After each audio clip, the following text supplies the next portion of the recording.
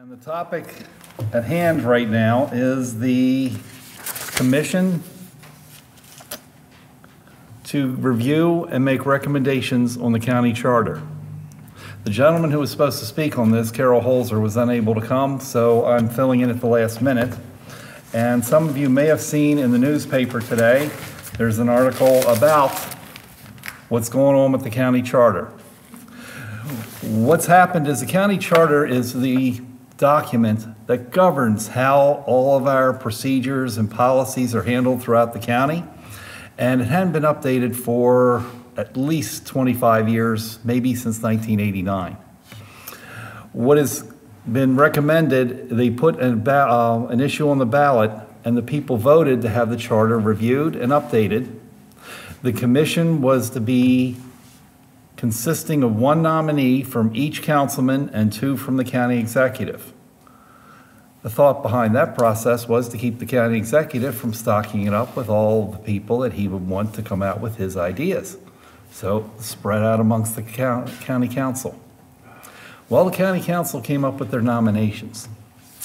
And one councilman looked at what had been going on and he decided to ask some questions because he saw that 4 of the 9 recommendations were folks who were hired by the developers to push through their projects or represent them, and he referred to them politely as lobbyists.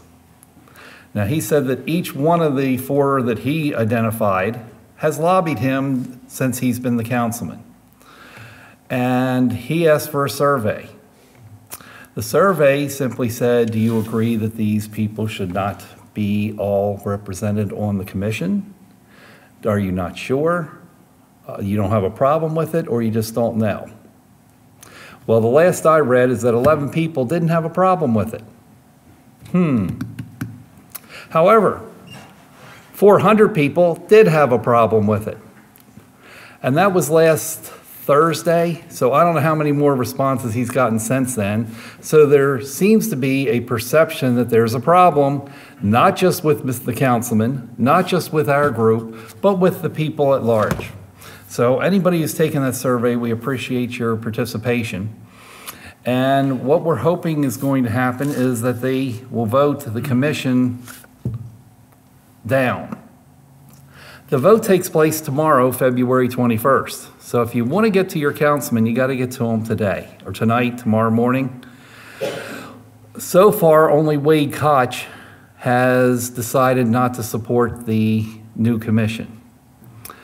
Most of the other councilmen have said what fine people it is they've recommended and how knowledgeable they are because of all their experience in this area. Well, yes, they are knowledgeable because they're hired and this is their full-time job. Whether or not they're nice people doesn't matter. It's what interests do they represent. And I seriously doubt if they're going to represent any of the issues that the communities feel are important and that need to be changed. George, I think, is going to mention something later on about a scheduling of different levels of, no?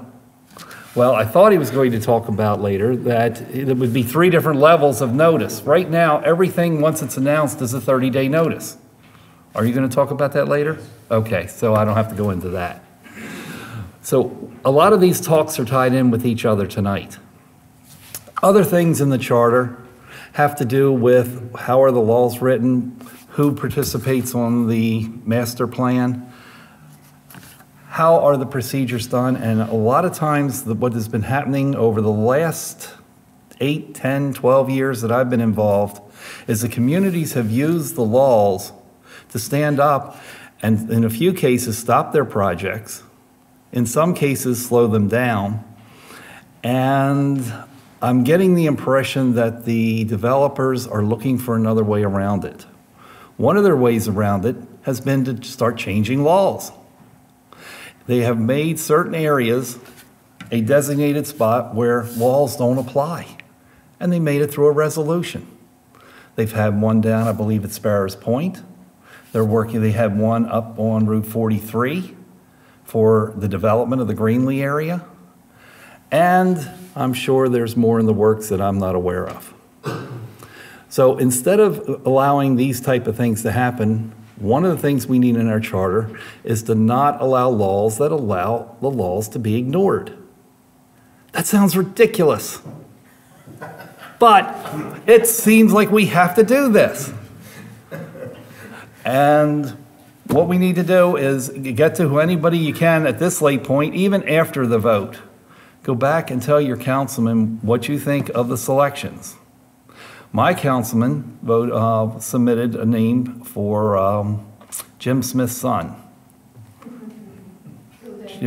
Paul Jr. And he doesn't have any clients, according to this article. So he's independent. But he's in a law firm that represents these clients. The other nominees from the county executive were both listed as being representatives of the developers. So we know where Mr. Kamenitz's allegiances lie. And another one was with Vicki Almond, who's going to be running for county executive. She nominated the fourth one, who was designated to be a representative of the development.